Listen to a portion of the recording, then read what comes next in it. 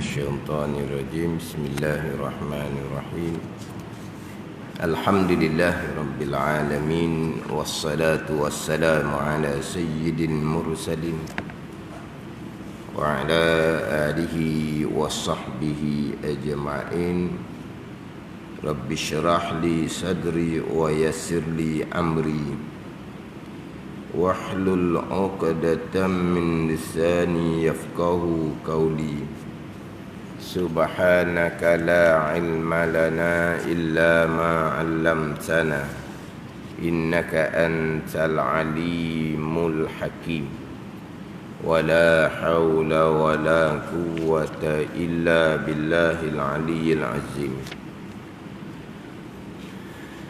Kitab Minhajul Abidin muka surat 7. Muka surat 7 baris yang ke-10 daripada atas. Qala al-muallifu rahimahullahu ta'ala wa nafa'ana bi'ulumihi amin. Dan bahawasanya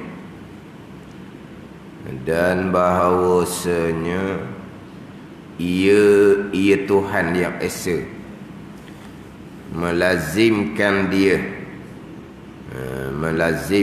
dia mentaklifkan dia kan hamba dengan syukurnya, dengan syukur akannya, yakni akan Tuhan yang esa, dan menyuruh, yakni memerintah Tuhan yang esa akan dia, akan hamba dengan khidmatnya dan taat akan dia, akan Tuhan yang esa. Khidmat dan taat ni dengan zahirnya, zahir hamba, dan batinnya, batin hamba, dan menegah akan dia, akan hamba, dan menakutkan dia, kan hamba, akan kufur dan segala bagai maksiat. Dan segala bagai maksiat, bukan segala bagi maksiat dah tu. Segala bagai maksiat, macam-macam maksiat itulah Allah Ta'ala tegah, Allah Ta'ala takut akan dia, akan hamba, akan kufur dan segala bagai maksiat. Beralif ke ya, bagai pun ejaan sama, bagi pun ejaan sama. Ke ejaan Jawi moden ni bagai kena beralif ge alif ya, gitu ke? Jauh tu, bagai dengan bagi jauh. Bagai ni macam-macam lah bagai ni. Bagai macam-macam, bagai perangai manusia, contohlah, bagai macam-macam lah. Lain makna bagi dengan bagai, lain makna. Tapi ejaan Jawi lama sama je, beralif ge ya. Cuma sayanya, kitab sayanya, atas ge tu saya bubuh bagi atas tu je lah, bagi atas. Walaupun Jawi pun, walaupun Melayu pun kadang-kadang kena bubuh baris jugalah. Sebab ejaan Jawi lama ni, satu ejaan tu kadang-kadang 2, 3 perkataan di satu perkataan ejaan yang sama, tapi keluar 2, 3. Macam sini, satu perkataan yang sama, ejaan yang sama, beralif ge ya, tapi terkadang bagi, terkadang bagai. Sini bagai. Dan segala bagai maksiat. Dan bahawasanya ia Tuhan yang esa, dan bahawasanya di atas pada atas tu, iaitu bahawasanya baginya, bagi hamba Tuhan yang esa, dan bahawasanya, mana kalau ibarat penuh kok, maka hasillah baginya ilmu. Mana ilmu ni? Bahawasanya ia Tuhan yang esa melazim akan dia, makna mentaklif akan dia. Melazim akan dia ni mewajibkan akan dia, mentaklifkan akan dia. Melazimkan ni mentaklifkan lah. Sebab dalam minhaj Arabnya, wa annahu kallafahu syukrahu, dan sesungguhnya Tuhan yang Esa kallafahu ni mentaklifkan, mana memberatkan. Kan kita kan biasa sebut mukallaf tu kan. Kita ni hamba yang mukallaf. Apa dia mukallaf? Isim maf'ul tu, apa dia mukallaf? Orang yang ditaklifkan, orang yang diberatkan oleh syarak. Hak ni buat, hak ni tinggal. Adapun kalau orang gila, ada tak taklif seumpama tu? Berat mana apa? Siapa masa kena semayang contohnya. Siapa masa lazim wajib puasa. Ada orang gila? Tak ada. Sebab dia tak ada taklif syarak. Jadi kita biasa sebutlah mukallaf tu. Jadi bahasa Malaysia ada mukallaf ni. Dia tu isim maf'ul tu. Mukallaf ni seseorang yang ditaklifkan oleh syarak. Yang mentaklifkan siapa? Dipanggil mukallif. Yang mentaklifkan Allah dan Rasul. Mukallafnya kita, mukallifnya yang mentaklifkan kita, yang memberati atas kita pada buat, yang memberati atas kita pada tinggal. Allah dan Rasul tu mukallif. Hukum hak 5 tu, wajib, sunat, haram, makruh, dipanggil hukum taklifiyah yang 5 dipanggil. Hukum yang memberati kita. Wajib, sunat memberati pada buat. Bezanya wajib memberati pada buat yang putus, sunat memberati pada buat yang ringan.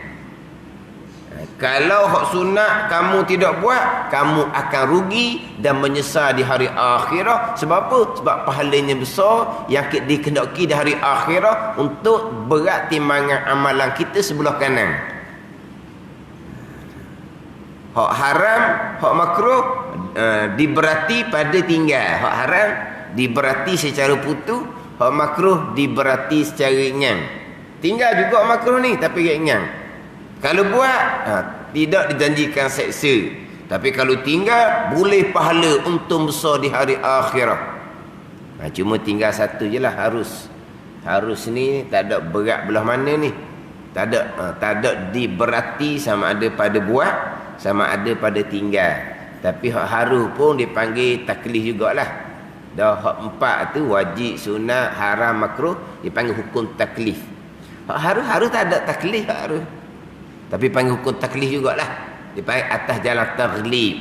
5 hukum, yang 4 tu taklif, yang 1 tu dipanggil apa? Kalau saya ngaji dia panggil law. Faham tak law? Law faham tak? Law ni mana? Biar. Buat pun okey, tak buat pun okey. Tu law dia panggil. Maka tak ada berat mana-mana, dia law aje.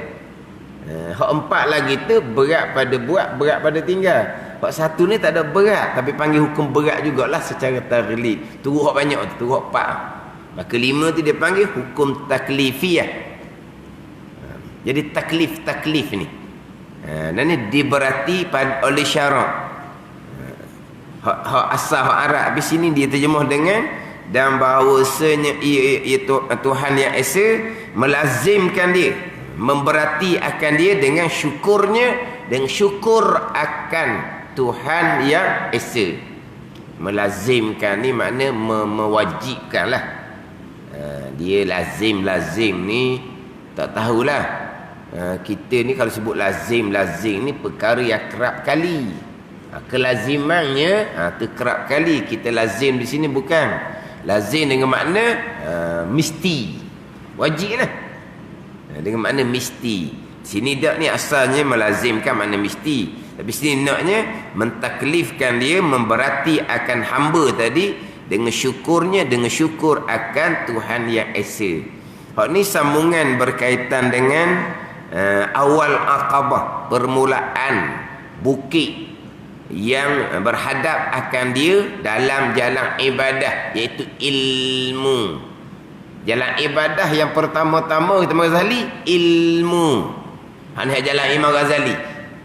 Hak jalan terpesongnya ilmu kemudian. Kemudian ilmu ni. Lepas tu macam mana kita ni? Hak mai keinsafan, zikir banyak-banyak, ambil tarekah supaya suci hati. Lepas hati suci, baru belajar, baru ambil ilmu. Sebab barulah ilmu masuk. Kalau hati kita suci, kalau hati kita tak suci, kita belajar, ilmu tak akan masuk. Jadi ilmu tu duduk kemudian.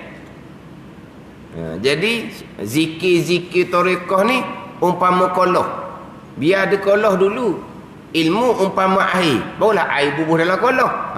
Tu bukan jalan Imam Ghazali, itu bukan jalan syariat.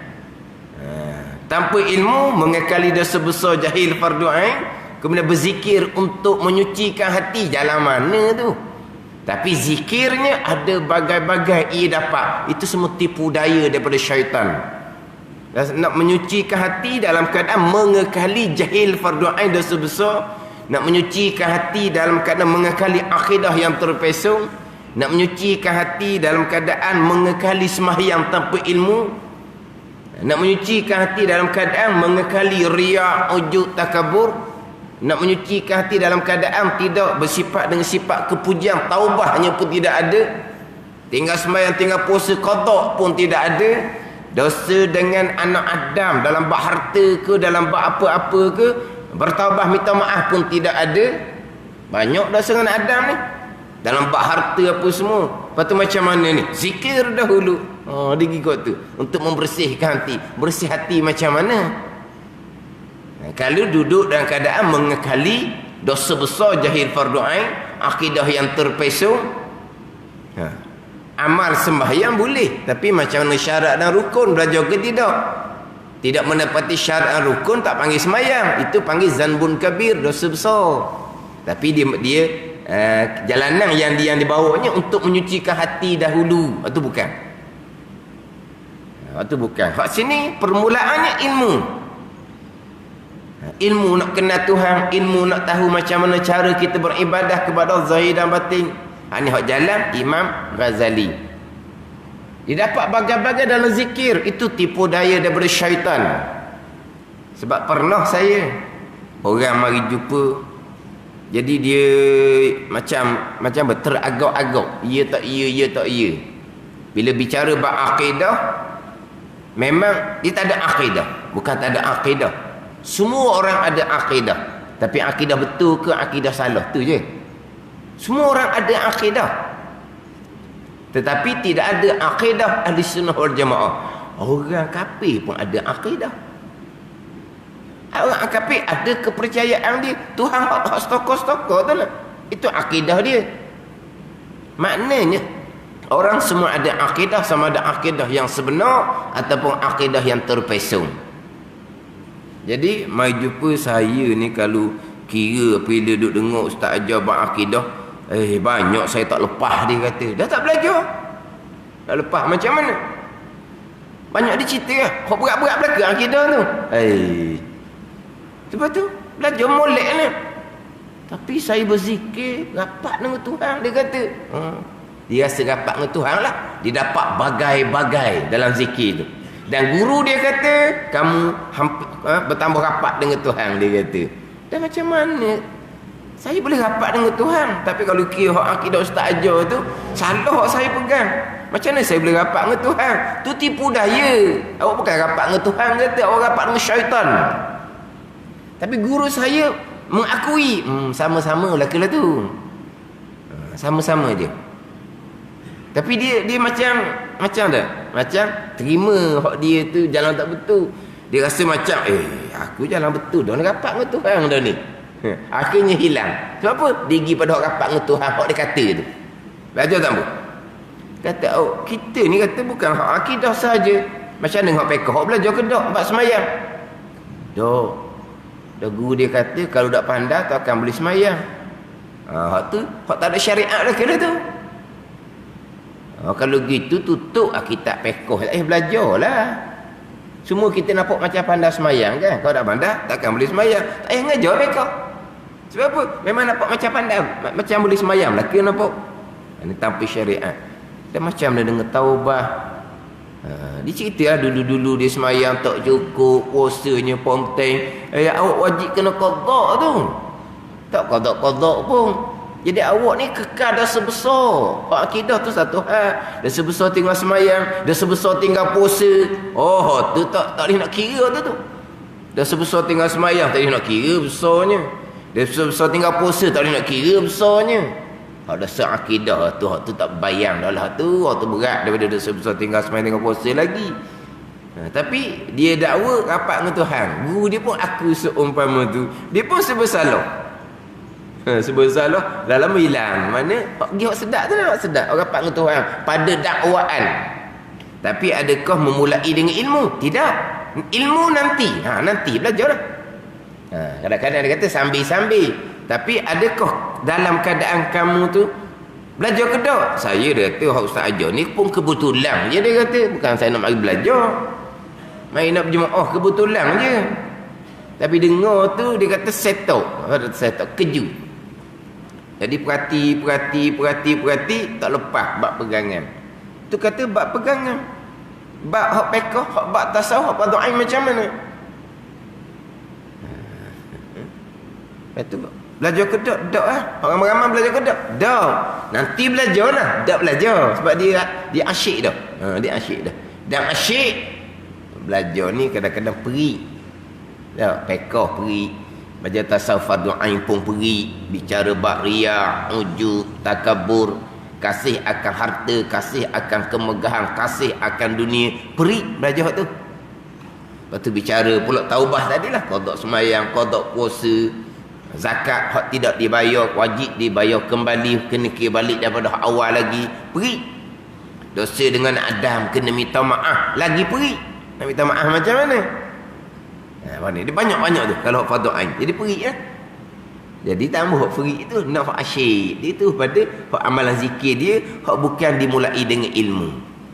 Tapi dikatakan ada ilmu lah. Kalau tak pandai tak akan boleh semayang. Kita orang Islam pasti sudah beriman. Walah memang dia orang Islam. Tapi akidahnya dinyatakan dia pun sedar dia salah. Tapi akidah salah ni, dalam kitab Minhaj Imam Ghazali menyatakan ibadah kamu jadi debu yang bertaburan, tiba-tiba boleh rapat dengan Allah Subhanahu wa taala. Kalau orang ngaji dia faham lah. Itu semua tipu daya. Asyik itu. Apa dah ni? Orang pergi Mekah asyik tak? Orang pergi Mekah asyik tak? Bila berada di hadapan Kaabah asyik ke tak? Asyik. Habis belah-belah ribu tu tak ada nilai tu. Belah-belah ribu habis tu tak rasa apa. Mana nak mari pulak. Sebab apa? Asyik. Mana hilang hak belah-belah ribu tu. Hilang. Sebab apa? Berada di hadapan Kaabah asyik. Tapi orang yang asyik, yang selalu pergi Mekah umrah ni, akidah dia belajar ke tak? Dia tak peduli. Fiqh fardu ni belajar ke tak? Dia tak peduli. Tasawuf fardu dia tak peduli. Macam mana hasilan pendapatan boleh pergi Mekah? Dia langgar belaka. Asal boleh je. Asal boleh pendapatan je. Tapi asyik ke tak? Asyik juga. Sebagaimana orang kafir jahiliyah. Pada masa jahiliyah, kalau ada serabut fikiran, di manakah tempat mereka cari ketenangan? Di hadapan Kaabah. Ada ni, di hadapan Kaabah, tapi dikelilingi oleh ratusan berhala. Masa jahiliyah kan, dikelilingi oleh ratusan berhala. Tapi kafir jahiliyah, di manakah tempat mereka cari ketenangan? Di hadapan Kaabah. Mereka akan dapat ketenangan. Jadi orang di Mekah ni memang asyik. Hak berat-berat pun asyik, hak berat-berat. Hak tadi berat dah tu. Rajin pergi Mekah belajar tidak tu memang berat sangat dah. Tapi nampak macam molek. Hak berat ni, artis contoh ni, artis hak berat-berat lah ni, artis hak berat-berat. Mana nak pergi Mekah tu orang siapa ke awak pergi Mekah dah lah hasilan daripada hasilan yang tak baik. Awak pula memang hak jenis berat lah, artis hak berat-berat. Awak pergi Mekah nanti kena bala lagi, sesat dalam Masjidil Haram orang ubuk dia. Dia pergi Mekah, balik saya asyik berhadapan Kaabah, saya nak pergi pula. Balik tu danduk semula ni, cerita orang hak danduk berat lah dah. Balik danduk semula. Tapi asyik ke tak pergi Mekah? Asyik. Orang kata saya akan dibalakkan, saya akan sesak dalam Masjidil Haram. Tak ada dia kata. Ada ni. Tapi asyik tak dia? Asyik. Asyik mari daripada mana? Tipu daya syaitan. Sebab apa? Sebab balik pun sama je, akan meneruskan kerja maksiat. Tak ada perubahan pun. Dan akan beritahu, saya akan pergi pula lain kali. Balik menyambung kerja maksiat. Nanti saya akan pergi. Sebab apa? Asyik. Ni. Lepas tu kata, tu kut jalan minhaj molek. Hak dakwa, hak ngaku asyik itu, hak tu terkadang tipu daya syaitan.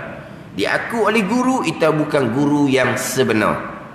Di permulaannya adalah ilmu. Jalan ibadah permulaan adalah ilmu. Dimulai dengan ilmu yakin. Ilmu yakin mengenal Allah Subhanahu wa taala, beriman dengan perkara-perkara yang gaib. Yang mana untuk memutuskan, untuk melepasi hak ilmu yakin ni, hak ni Mazali kata dengan tilik kepada dalil-dalil kejadian Allah Subhanahu wa taala, dengan sempurna bisyara dan belajar dengan ulama-ul akhirah, kata Imam Ghazali. Waktu untuk memutuskan, untuk melepasi hak permulaan dalam ilmunya adalah ilmu mengenal Allah Subhanahu wa taala, ilmu yakin dengan perkara gaib. Perkara gaib mana? Bahawasanya baginya Tuhan yang esa, tiada sekutu baginya bagi Tuhan yang esa, ialah yang menjadi akan dia dan memberi nikmat atasnya dengan tiap-tiap nikmat. Tuhan yang menjadikan. Tuhan yang menjadikan. Kalau kita bicara minggu lepas, kalau dalam syarah Minhajul Abidin, Sirajul Talibin, Tuhan yang menjadikan ay aujadahu ba'da adamin. Itu menjadikan. Allah mengadakan selepas berketiadaan. Mana Allah mengada daripada tak ada kepada ada. Itu menjadikan. Kita menjadikan juga. Menjadikan kita tu majazi je lah, bukan hakiki. Ni saya sebut berulang kali dah. Mana kita walaupun wajib berpegang, ada pilihan, ada perbuatan, itu majazi saja, letak saja, bukan hakiki. Sebab ikhtiar hakiki milik Allah, perbuatan hakiki milik Allah, ikhtiar hakiki milik Allah. Wa rabbuka yakhluqu ma yasha'u wa yakhtar. Dan memula Tuhan engkau ya Muhammad, Rabb Tuhan yang hakiki, yang menjadikan ia Tuhan ni akan barang yang ia kehendak dan ia pilih. Siapa kehendak? Allah kehendak. Siapa pilih? Allah pilih. Jadi ikhtiar hakiki milik Allah, memilih hakiki milik Allah, khaliq hakiki hanya Allah. Allah khaliqu kulli syai'. Allah yang menjadikan sekalian perkara. Jadi khaliq yang menjadikan hakiki adalah Allah Subhanahu wa taala. Itu pegangan kita. Walaupun kita wajib berpegang di akidah kita, kita hamba ada pilihan, majazi letak je.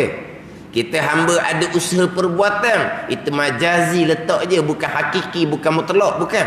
Kita ahli sunnah wal jamaah.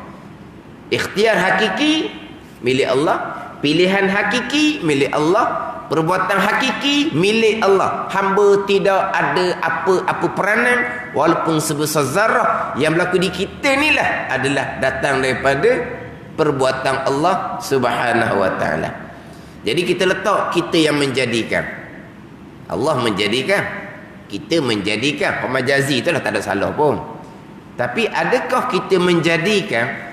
Ada tak yang benda yang kita menjadi tu daripada tak ada kepada ada? Hak menjadikan yang diletak kepada kita, hak majazi tu. Ni faham tak majazi? Satu hakiki sebenar-benar, satu majaziun. Majazi dia panggil letak je, letak. Memilih kita, melakukan kita. Majazi letak je, tapi wajib berpegang tu. Tapi majazi bukan hakiki. Ada ni. Kan biasa sebut majazi ni macam kita cakap asbab. Cakap asbab pun dipanggil isnad majazi. Sandar sementara je kepada asbab. Pegangan kita hak Tuhan belaka. Tak ada salah tu. Dia panggil isnad majazi. Makan nasi kenyanglah. Menambah pula kenyanglah. Minum air hilanglah dahaga. Majazi. Dia panggil isnad majazi. letak kepada makhluk. Itu panggil letak pada makhluk, letak pada asbab. Majazi. Sekarang ni letak kepada asbab qawi, letak pada asbab waxing. Qawi ni bergiang jadi ada simptom begini menyebabkan paru-paru jadi penuh, menyebabkan oksigen jadi turun. Qawi ni ni ada pula wariang apa ni? Delta lah apalah. Ni duk cerita delta dia boleh menyebabkan begini dalam berita tu lah. Majazi, tak ada salah pun. Tapi sepatah pun dia sebut semua tu Allah Ta'ala. Itu cerita zahir begitulah. Dia panggil apa? Isnad majazi, tak ada salah. Pegang ceritanya, virus tu makhluk tak boleh bekas. Yang berlaku simptom ke, yang berlaku rosak paru-paru ke, yang berlaku oksigen jatuh ke, Tuhan belaka, tu pegangan. Ada ni orang jenis-jenis cakap macam dia Tuhan, dia cerita tak ada Tuhan, kita Tuhan belaka, lain ceritalah. Ni duduk sini i'tikad, semuanya Tuhan belaka. Itu cakap majazi. Waxing pula begiang. Dia punya manfaat dia. Itu pun majazi. Tepat ke tak tepat manfaat itu? Asbab. Kadang-kadang Tuhan bagi manfaat dengan sempurna. Kadang-kadang Tuhan bagi manfaat sekadar-sekadar. Kadang-kadang tak ada sedikit pun manfaat. Itu semua datang daripada Allah. Lepas tu, ikhtiar usaha lah. Dah akan datang, mana kita tahu ilmu kita terhad. Waxing ni akan datang macam mana? Akan datang ni macam mana? Cocok yang ketiga, yang keempat, yang kelima ke? Akan datang macam mana? Itu bukan urusan kita. Itu kita serah kepada Allah Subhanahu Wa Ta'ala. Tapi macam mana siapa ke? Kena cocok berulang kali. Dah kamu nak awak macam mana? Kami nak suruh makan habatus sauda. Lepas tu kita makan sok mudah. Dah nanti qawi pun. Nak makan minyak zaitun, memang kita makan dah, tak nanti qawi pun. Makan khurma, tu memang ada atas meja kita sok mudah tu, tak nanti Ramadan pun. Tu tak ada tu. Ni ada golongan-golongan yang mengelirukan.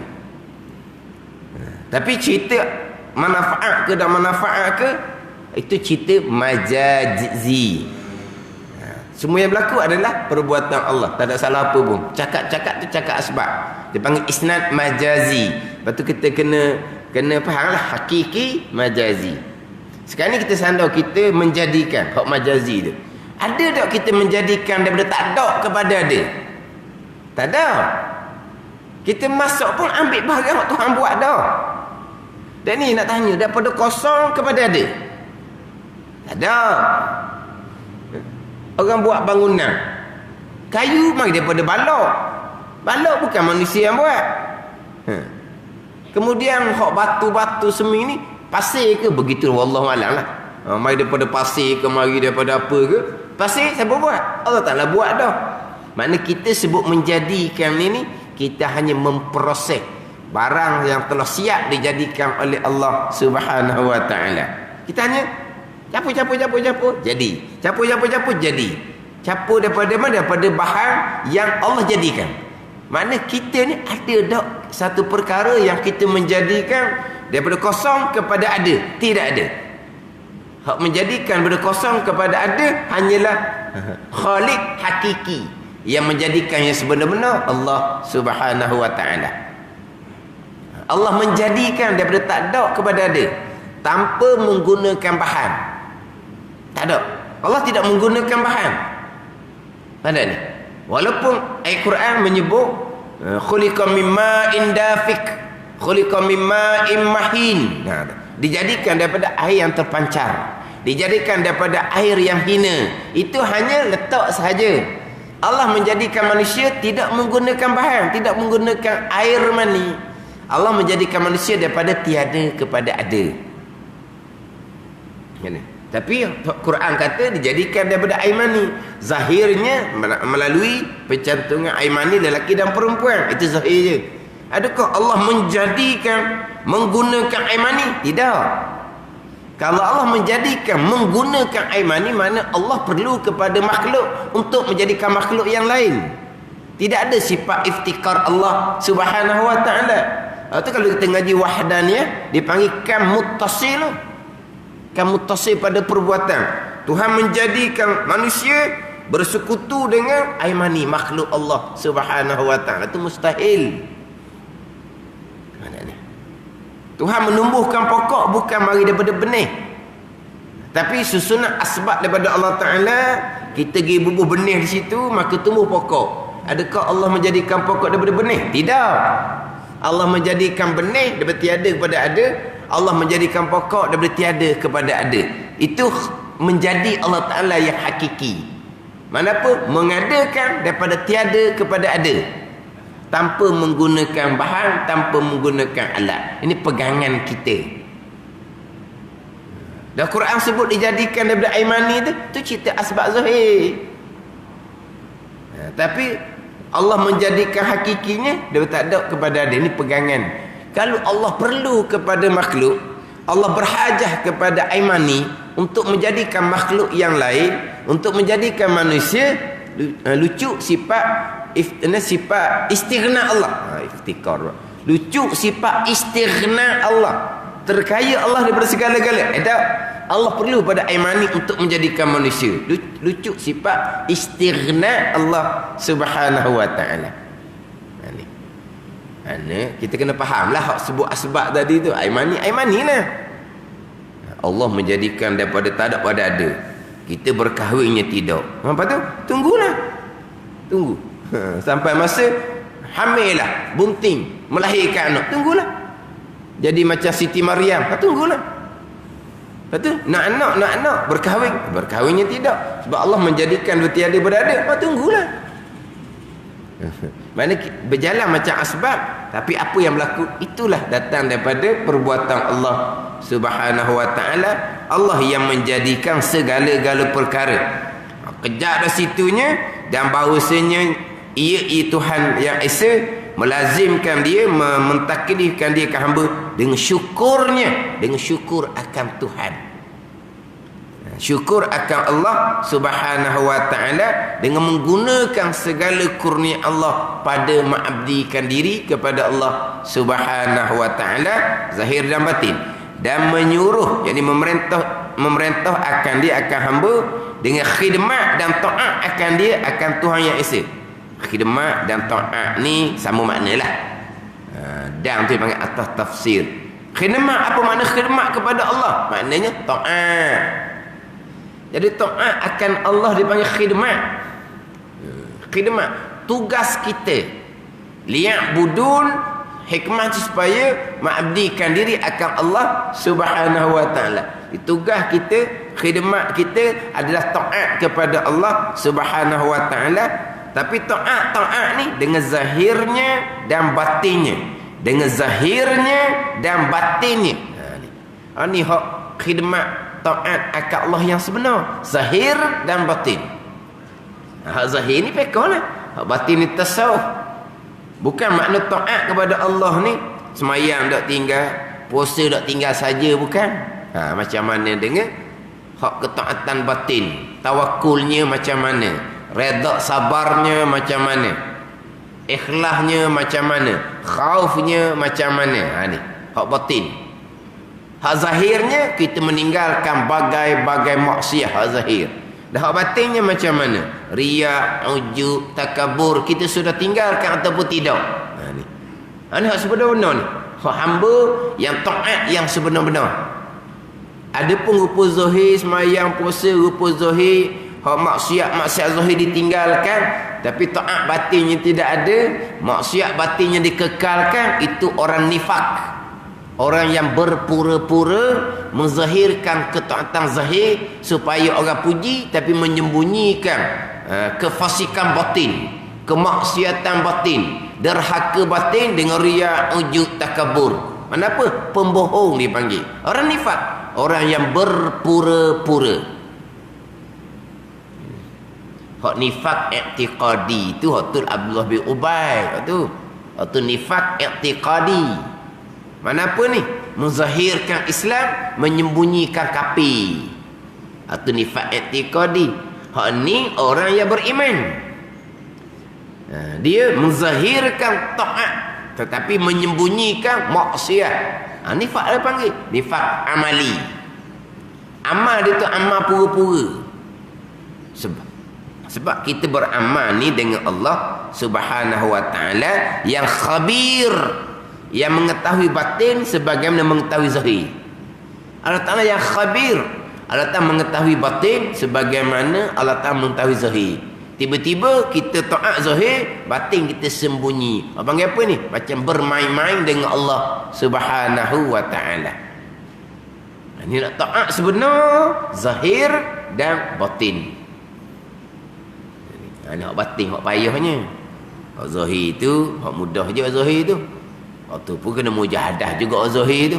Hak zahir mata lagi, telinga lagi, lidah lagi, perut lagi, kemaluan, dua tangan, dua kaki, hak tu kena mujahadah tu. Tapi hak batin lagi-lagilah kena mujahadah. Sebab batin ni kita boleh sembunyikan kemaksiatan, kederhakaan, kefasikan kita dengan Allah Subhanahu wa taala. Hak zahir ni kita malu kepada orang yang melihat apa yang kita lakukan. Derhaka kepada Allah Subhanahu wa taala. Tapi kalau hak kederhakaan batin ni kita boleh sembunyikan. Kita boleh sembunyikan. Itu lagi-lagilah nak kena mujahadah, nak taat akan Allah, taat zahir dan batin. Dengan zahirnya zahir hamba, dan batinnya batin hamba, dan menegah akan dia, menegah akan dia, menegah oleh Tuhan yang Esa akan dia, akan hamba akan Tuhan yang Esa, dan menegah akan dia akan hamba oleh Tuhan yang Esa, dan menakut akan dia, akan hamba oleh Tuhan yang Esa, akan kufur dan segala bagai maksiat. Menegah akan kufur dan segala bagai maksiat. Sebab jahat-jahat ni kufur dan maksiat, hak qada Allah Subhanahu wa taala. Yang pertamanya Allah Taala tegah daripada kekufuran.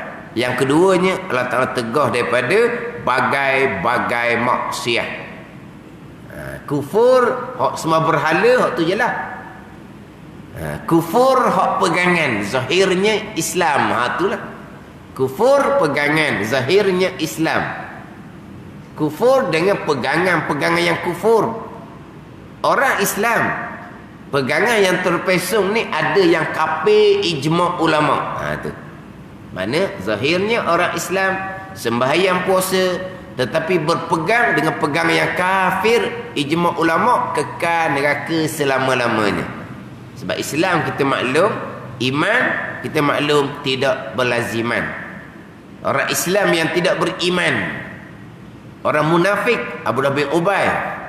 Ada orang Islam yang tidak beriman ni, dia orang Islam, tetapi dia berpegang dengan akidah yang kafir ijma' ulama. Itu kena ngaji molek. Hak Mu'tazilah tu, Qadariyah ke apa ke, tu khilaf kafir ke dosa besar. Ada pegangan yang kafir ijma' ulama. Itu yang pertama tu, yang ditegah oleh Allah Subhanahu wa taala. Sebab itulah kita orang Islam, lahir daripada keluarga Islam, ibu bapa Islam ni, kena tanam akidah tu molek. Dengan akidah Ahlussunnah wal Jamaah, dengan akidah yang sebenar, dan segala bagai maksiat. Hak maksiat zahir dan juga segala maksiat batin. Ini mensyukuri akan Tuhan yang Esa, dan dihukumkan baginya, dan dihukumkan baginya, ditetapkan baginya bagi hamba dengan memberi pahala iaitu syurga yang kekal jika taat akan dia, dan dengan seksa yang kekal jika mengerjakan maksiat akan dia. Wallahu a'lam. Bismillahirrahmanirrahim. Alhamdulillahirabbil alamin. Wassalatu wassalamu ala sayyidil mursalin wa ala alihi wa sahbihi ajma'in. Allahumma iftah alaina futuhal arifin. Allahumma allimna ilma akadamin wa fahimna famas sabiqin warzuqna riqat talibin. Allahumma zidna ilman wa alhiqna bis salihin. Wa sallallahu ala sayyidina Muhammadin wa ala alihi wa sahbihi wa sallam.